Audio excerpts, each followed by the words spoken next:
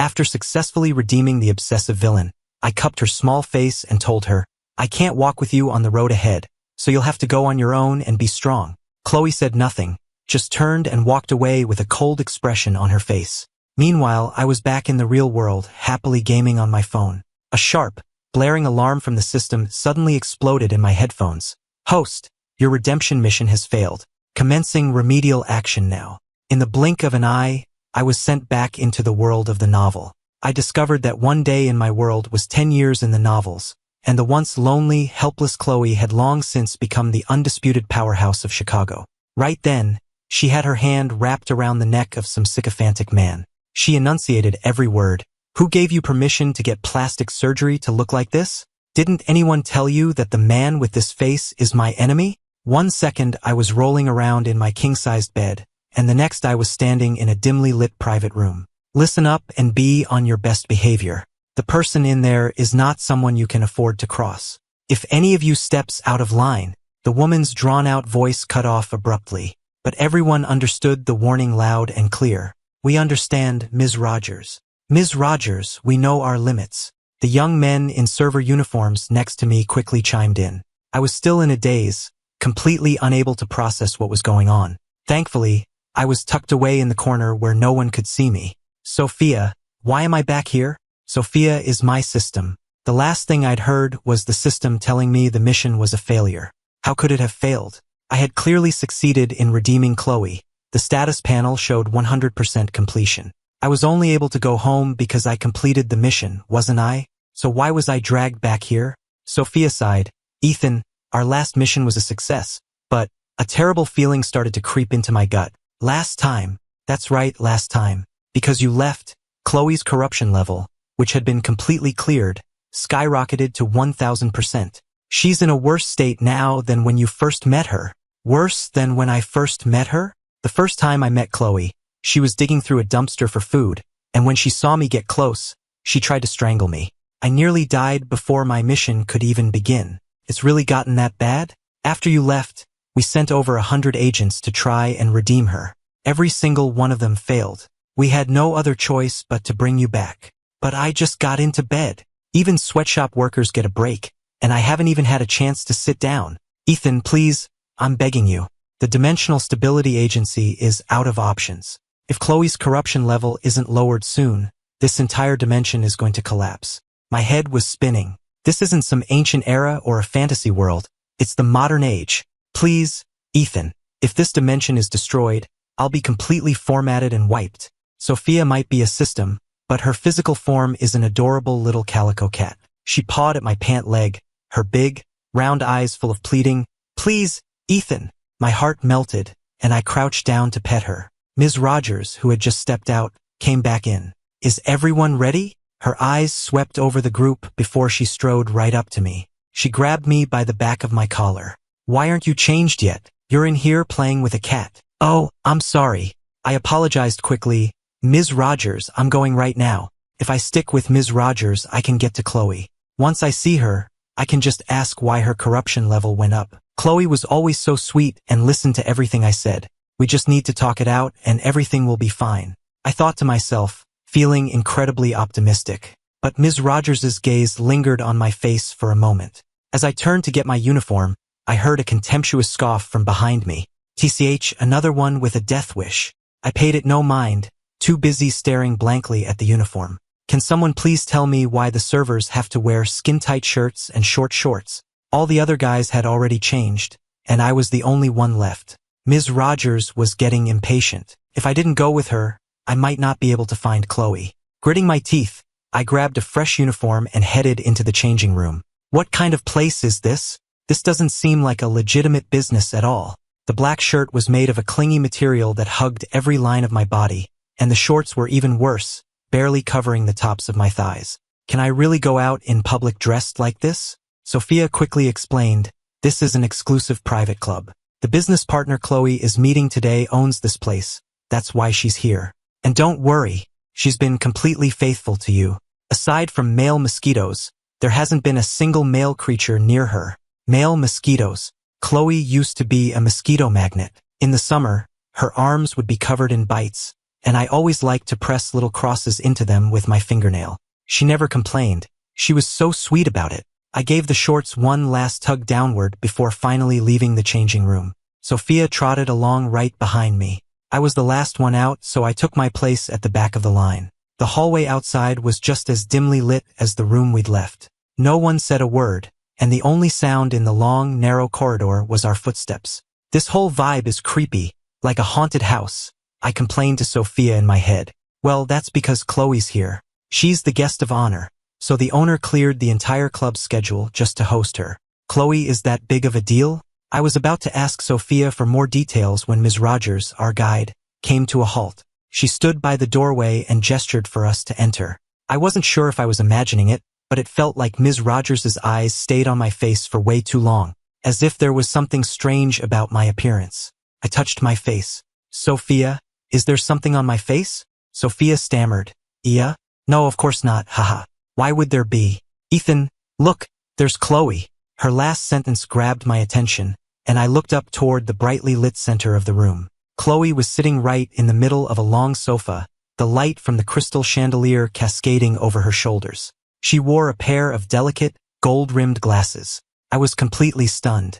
I asked dumbly, is that my Chloe? My Chloe was a 19-year-old girl. The woman across the room looked nothing like a 19-year-old. You'd have to add at least 10 years to account for the sophisticated, mature aura she radiated. Sophia hopped onto a nearby table, her tail brushing against a bottle of red wine. The flow of time is different between the dimensions. 10 years have passed here. You're looking at a 29-year-old Chloe. I finally remembered the detail I'd overlooked. Sophia had said that after I left, they sent over 100 agents to try and redeem Chloe again. Even if each one failed within a day, that's still over 3 months. Sophia, why didn't you tell me sooner? I seethed. When I first met Chloe, she was just a kid. At 19, she was my age. But a 29-year-old Chloe is a powerful woman who's older than me. How am I supposed to redeem her now? The urge to give up was screaming in my head. But Sophia jumped down and nipped at my shoelace. Ethan, don't be mad. It doesn't matter how old she is. She's still the same Chloe. She's crazy about you.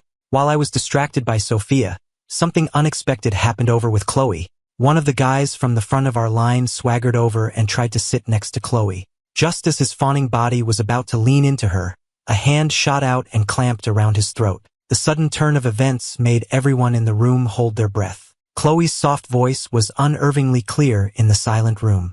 Who gave you permission to get plastic surgery to look like this? She loosened her grip slightly. The man gasped for air, clutching his throat. Miss Chloe, I didn't. It's my natural face. Chloe was non-committal. Is that so? I rubbed the goosebumps on my arms. Her voice was so gentle, yet it sent a shiver down my spine.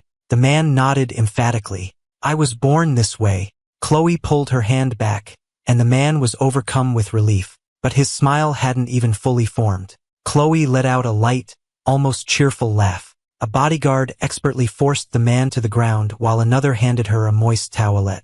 Chloe lowered her gaze, meticulously wiping each of her fingers.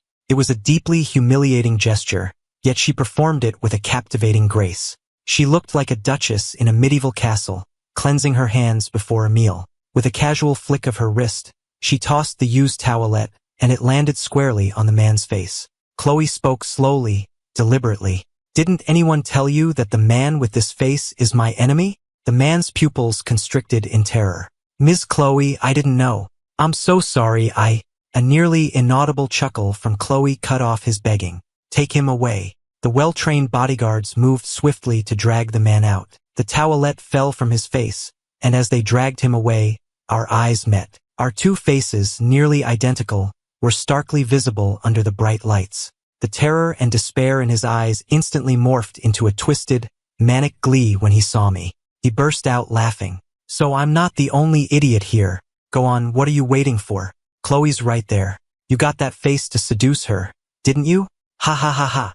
Every hair on my body stood on end. I wanted to run, but Chloe, in the center of the room, had already fixed her attention on me. Her scorching gaze on my back made me tremble. Ethan, Chloe is walking toward you. I know. The click-clack of her heels on the floor grew closer with every step, but I was frozen to the spot like a tree rooted to the ground. Why aren't you running, or at least turning around? Aren't those the usual options? My voice trembled. My legs have turned to jelly. I guess it's true that you really can't move when you're terrified. Jelly legs. Chloe's voice was right in my ear. I only just realized I'd actually said that out loud. Chloe stopped in front of me and commanded, her voice perfectly calm, "Look up." No way. I look exactly like that guy, and Chloe just said the owner of this face is her enemy. If I look up, I'm dead. The way she is now, she looks like she could get me killed. Besides, this is a lawless world within a novel. I can't even begin to imagine what she'd do to me. And Sophia said she was crazy about me. What a liar. Her fingertips tilted my chin up. Don't make me say it again. I was forced to look up and meet her eyes. She must have just been wiping her hands, because her knuckles were slightly red and I could smell the faint, lingering scent of alcohol on them. The pupils behind Chloe's smiling eyes contracted the instant she got a clear look at my face. I've seen documentaries where a predator's pupils shrink right before they strike. She's not going to eat me alive, is she? Chloe, it's me, Ethan. Ethan? She didn't have me dragged away immediately, so she must still remember our past. Yeah, it's me, Ethan. I'm back. The pad of Chloe's finger traced a line from my chin up to my eyes. She must be checking to see if I've had plastic surgery. I stood perfectly still, cooperating completely.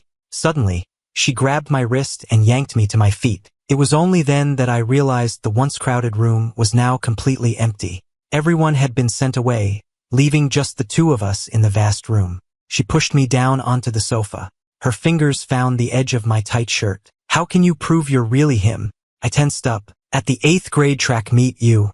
Chloe scoffed. Anyone could find that out. But other than our shared memories, how else could I prove it was me? I was racking my brain when I heard the sharp rip of fabric. She had ripped my shirt open, the tattered cloth now hanging off my shoulders. Chloe carefully pushed the torn fabric aside. I belatedly covered my chest. What are you doing? She pinned my hands firmly behind my back. Then she lowered her head to my chest. Ethan has a small mole on his chest. I'm just going to check.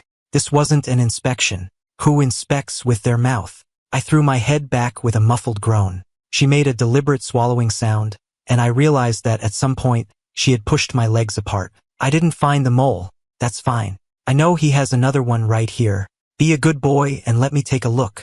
What was she talking about? I don't have any moles. And besides, how could a mole even be there? What's wrong? You won't let me check.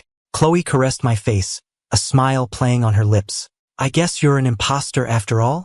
I bit my lip. I really am Ethan, she commanded. Then do as you're told. Sophia's voice, which had been absent, suddenly popped into my head. Ethan, I'm outside with the others. What did you do? Chloe's corruption level just dropped a little. This is great. We'll have this mission finished in no time. Wait, why is it going back up? Ethan, don't make her angry. You have to keep her under control. If her corruption level breaks 1000%, we're all doomed. What's the matter? Unwilling? Chloe lifted my chin and kissed me, her lips urgent and fierce. I'll help you with the inspection. Sophia was going crazy in my head. Hey, Ethan, are you explaining things to Chloe? Her corruption level is dropping. Wow, it's dropping fast. I knew you were the only one who could do it. How are you doing that? When you're done explaining, make sure to calm her down if she gets upset. I wasn't explaining anything. She wasn't listening to a word I said. Chloe stroked my sweat-damp hair. Pay attention. The inspection isn't over. No one inspects someone like this. I bit down on her shoulder. Gently, that hurts. She's 29. How can she be so bad at this? Has she really not dated anyone all these years? I didn't realize I'd said that out loud. I haven't, she said, her movements softening to give me a moment to breathe. And since you think I'm so bad at this, we'll just have to practice a few times every day. A few times every day. I whimpered. No, you'll break me. You won't break. I know my limits. She inspected me from top to bottom, inside and out. I couldn't take it anymore and finally passed out. I only remember waking up and falling back asleep several times, and each time her inspection was still going on. How does she have so much stamina? Chloe said she knew her limits. Limits, my ass. I stared blankly at the ceiling, too exhausted to even lift a finger. So the descriptions in romance novels are actually true. It really does feel like you've been hit by a truck. I tried to get up, my mind willing it, but my body refused to obey. Did I actually break? This is my actual body. What am I going to do if it's really broken? As I was contemplating how to apply for disability benefits, the truck herself emerged from the bathroom. She was loosely wrapped in a bathrobe as she sat on the edge of the bed next to me. Seeing that I was awake, she leaned in and gave me a good morning kiss. "Do you want to go back to sleep or get up?" "Get up." But I was so exhausted I couldn't move. Chloe seemed to sense my predicament. She lifted me into her lap and started massaging my sore muscles. Her massage eased a lot of the built-up exhaustion. I asked angrily, "What time did you finally go to sleep last night?" She nuzzled against my ear. "A little after 1. No wonder. I remembered getting back to this world around 9. Changing, getting ready, and her catching me, all that couldn't have been later than 10. Which means, for nearly 3 hours. She was at it for 3 hours, went to bed later than me, and still woke up earlier. Doesn't she need to rest? We can't stay up that late next time." Chloe gave me a quick kiss. "All right, next time we'll start earlier." I was stunned. "Is that how that works?" "Absolutely not," I refused firmly. "Last night was an inspection. There won't be a next time. And her method of inspection, I don't have any moles. She was just making things up. She obviously recognized me the moment she saw me." Chloe smiled. "Objection overruled." My eyes widened. "You're completely ignoring my consent." Chloe pinched my cheek. "Ethan, my dear, it seems you still don't understand your situation." I was confused. "Huh, what situation?" A cool metal bracelet was clasped around my wrist. It was a delicate lavender crystal bracelet with a blooming iris charm in the center. It was surprisingly beautiful. She looked down, a self-mocking smile touching her lips. "I should have given this to you 10 years ago. Too bad you left." Feeling a pang of guilt, I pulled my hand away from hers. "I told you I was leaving, okay? You make it sound like I just disappeared without a word." During my first mission, Sophia told me Chloe was this world's main villain, a truly evil one. She was destined to not only ruin the relationship between the hero and heroine, but also commit countless evil acts, eventually causing a global economic collapse. You can't apply normal logic to a novel's world. The book never explained how one person could crash the economy, but I understood what that would mean. An economic collapse would lead to deflecting blame. Pointing fingers outward would lead to war. When that happened, it wouldn't just be the main characters. Every supporting character, every bystander living here would suffer. That's why the system sent me to a time before Chloe became that villain. She was a withdrawn kid at the orphanage who had been sent back by foster families 7 times. I was an undocumented orphan found by a police officer. It took me a long time to get close to her, to become her friend, and to grow up alongside her. Through elementary, middle, and high school, all the way to college. She was 19 the year we got into college. After we both worked summer jobs to scrape together enough tuition money, Sophia told me my mission was complete and I could die to go home. If I chose that route, Chloe would have received news of my death right before college started. That would have devastated her. She had been a loner since she was a kid. Besides me, she had no other close friends. I had once promised I would be with her forever. In the end, I broke that promise. On the day I left, I gave her an iris I had pressed in my journal. The iris symbolizes lasting friendship and fond remembrance. I told her I had to return to the world where I truly belonged, but that I would never forget her. Chloe wasn't happy. She didn't take my farewell gift and just walked away with a cold expression. Sophia was rushing me, saying it was time to leave. I didn't try to stop her. I just went back to my world. It only happened a couple of days ago for me, but it feels like a lifetime has passed. And now that I'm back, my ears burned just thinking about last night. Before, the most intimate we'd ever been was a hug, or maybe she'd give me a piggyback ride. We'd never had this kind of intimate contact. Our pure friendship had definitely changed. And it seemed like Chloe wanted to continue this new kind of relationship. How could that be okay? She had been massaging my lower back, but after I finished explaining, her hand just rested on my skin. I could see the faint imprints of her fingers still on my waist from my peripheral vision. Trophies from her efforts last night. I pressed her hand down. "Don't move." Chloe laughed. "Are you giving me orders?" This was bad. Her personality was completely different now, and she wasn't even trying to hide it. "No, it's not an order, but you can't just..." The world spun around me. She was on top of me again. "I've been too easy on you, Ethan," she said, her eyes dark as her thumb brushed against my lips. "Do I look like a pushover to you?" I shook my head frantically. "Not a pushover. Definitely not a pushover. You're the one bullying me right now. Was leaving me once not enough? How many more times do you plan on abandoning me? She asked, gripping my chin a little too tightly. Do you redeemers even have hearts? Chloe's hand pressed against my chest. My heart hammered against my ribs. Ah, Ethan, did you get into a fight with Chloe? Her corruption level dropped to 200% last night, but now it's shot past 500. You two can't fight. Before I could even scream, Sophia's voice exploded in my head. Just humor her. She'll listen to anything you say, as long as it's you. Please, Ethan, I'm begging you. My feelings for you were real. I swear. I blurted out, trying to placate her. She was terrifying like this.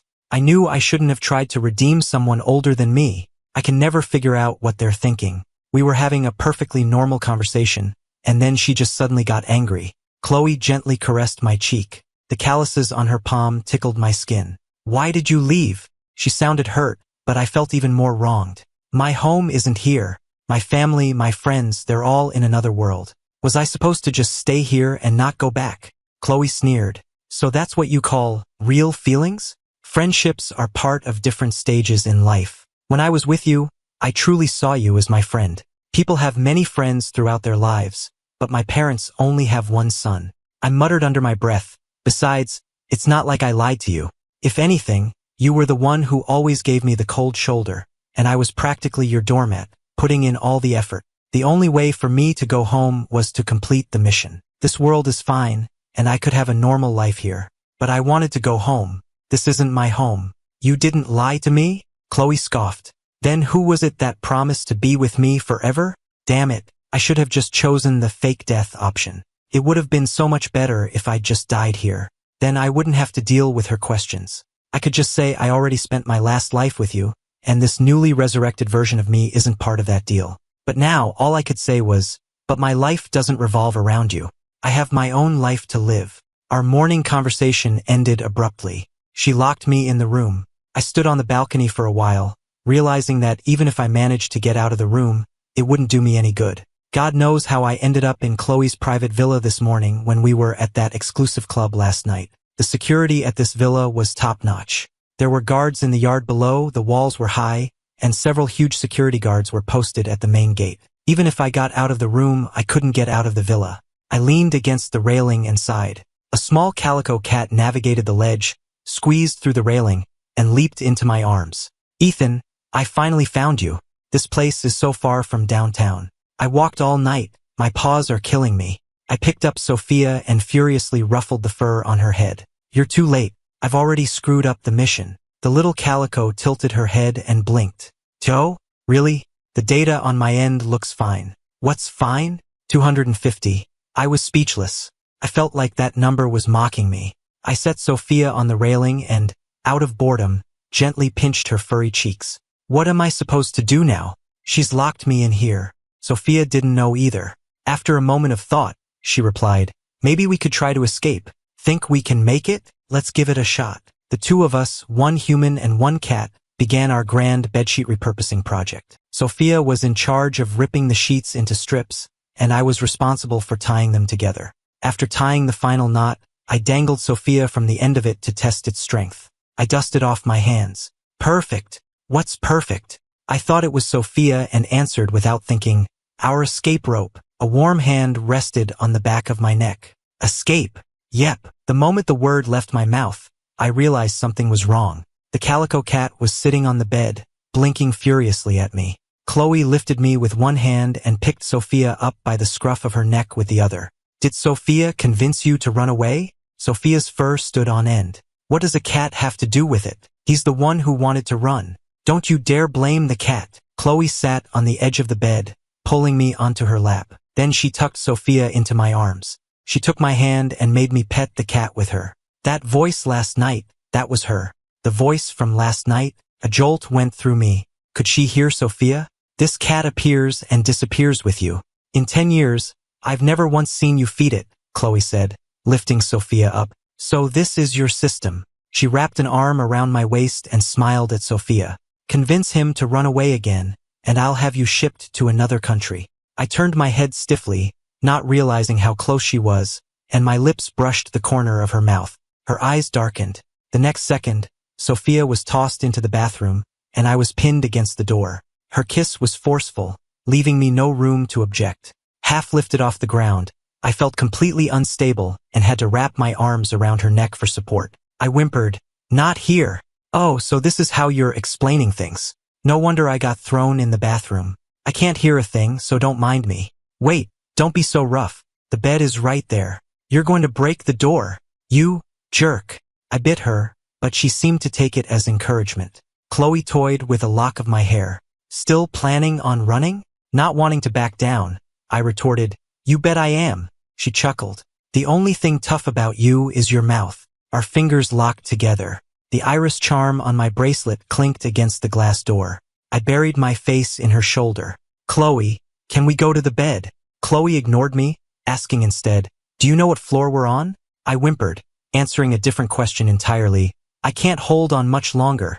"You were really going to climb down from 30 feet up?" She gripped my chin. "Don't cry. This is your punishment." She wasn't listening to me, and she was being mean. Tears streamed down my face uncontrollably. "What right do you have to punish me?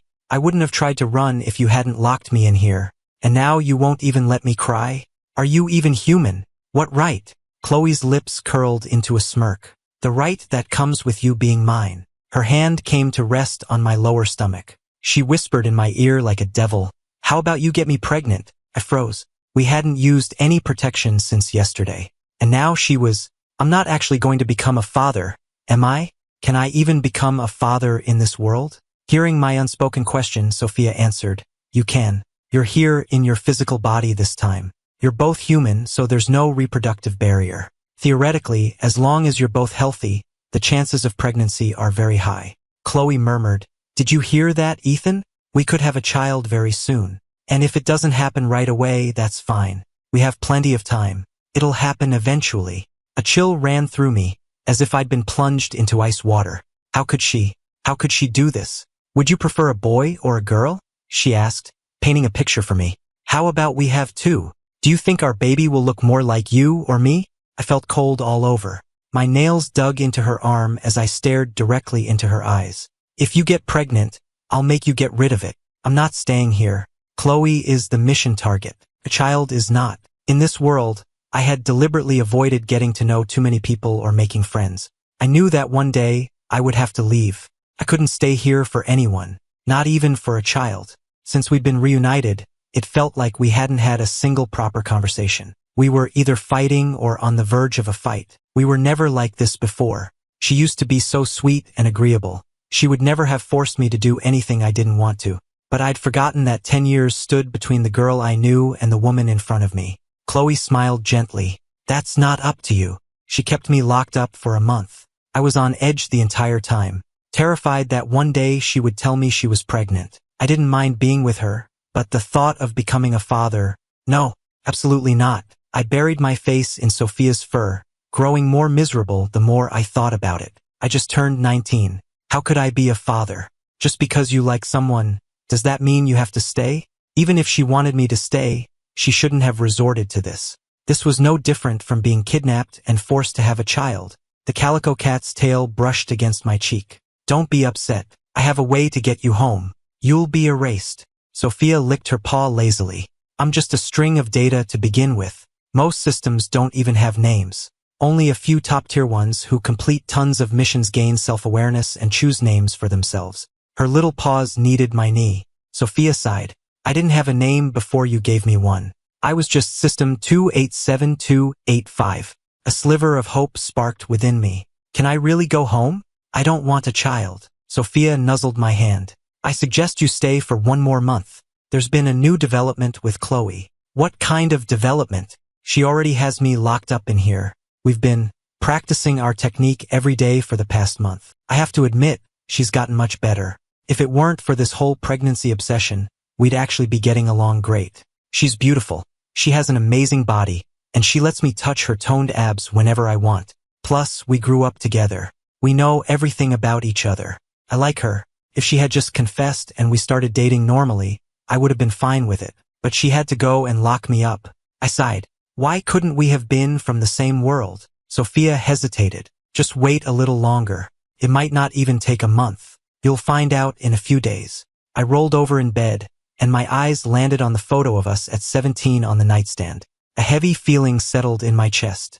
I traced the corner of the smiling girl's mouth in the photo with my fingertip. Felt like we could never go back to that. Every time Chloe and I were together, I was filled with dread. I was terrified that one day she'd get pregnant just like she wanted, and I'd develop some strange paternal affection for the child and end up giving up my own life to stay here. But today, that worry vanished, because Chloe was holding a pregnancy test report. I took it from her, completely bewildered. The words were in English, but I couldn't seem to understand them. Patient, Chloe. Status, 5 weeks pregnant.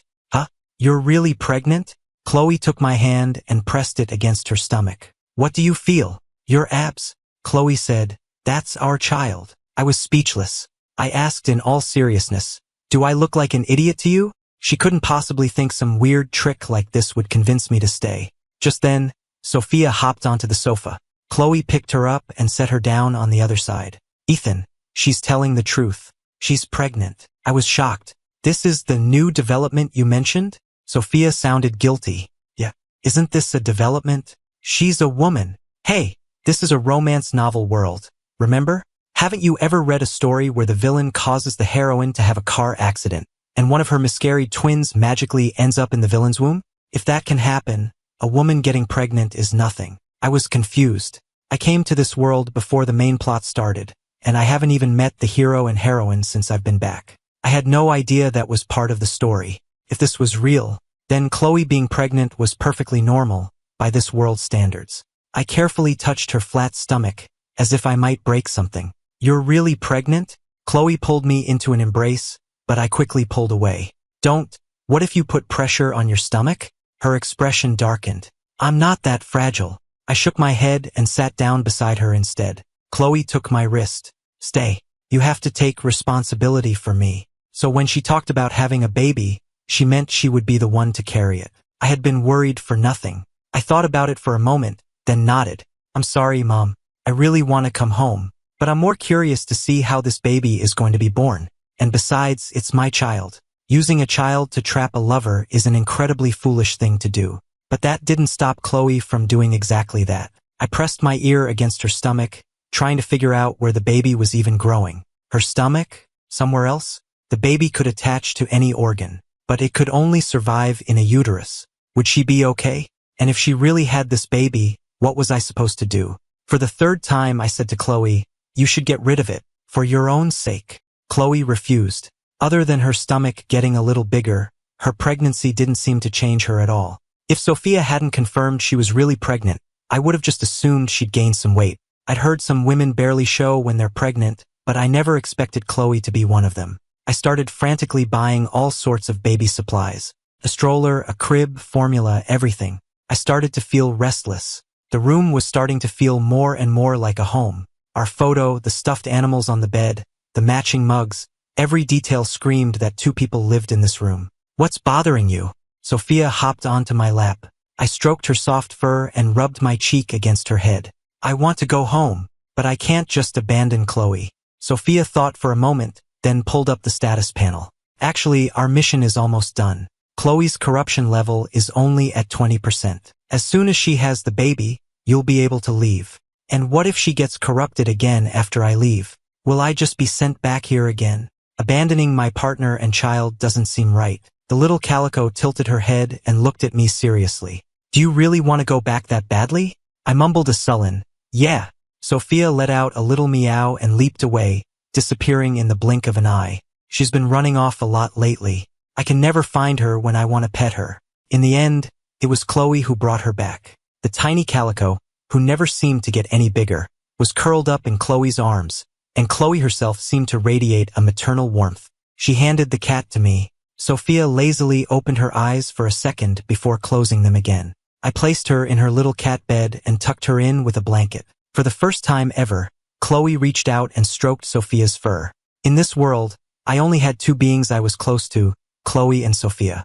As Chloe's due date got closer, Sophia started to seem more and more listless. She wasn't a normal cat. I took her to the vet, but they couldn't find anything wrong. The vet said she was probably just bored and that I should play with her more. I asked her what was wrong, but she wouldn't tell me, just wrapping her tail around my finger. This continued until the day Chloe went into labor. I paced anxiously outside the delivery room while Sophia lay quietly on one of the waiting room chairs. A nurse came out and told me cheerfully, "Mother and daughter are doing well." A voice echoed in my mind, "Congratulations, host, on completing the mission. Distributing rewards now. Chloe X1, daughter X1." And next to me, the solid form of the little calico cat began to fade. She dissolved into a wisp of smoke, leaving behind only a faint meow that was scattered by the wind. "Ethan, be happy." The world in front of me began to shift. The nurse in her white uniform, the hospital hallway that smelled of antiseptic. They slowly twisted and reformed into the familiar beige walls of my bedroom. The cacophony of voices faded into the low hum of my air conditioner. The cool air made me shiver. On my phone, the song I was listening to before I left picked up right where it left off. The iris bracelet was still on my wrist. But this was my room. I threw open my bedroom door and rushed out. My mom, who was in the living room, called out, "Careful, don't run into anything." I froze for a second before throwing myself into my mom's arms. "Mom!" She had no idea what was going on, but she hugged me back, soothingly asking, "Who upset my Ethan?" I held her tight, just about to tell her my incredible story. The doorbell rang. My mom patted my shoulder. "Don't cry, sweetie. I'll get the door." I wiped my tears. "I'll get it." I pulled open the heavy wooden door. Standing on the doorstep was a woman, holding a small baby in her arms. The baby looked just like her mother. They had the exact same smile, and reflected in their gentle eyes, I could see my own face. Chloe smiled at me. "Ethan, would you like to hold your daughter?"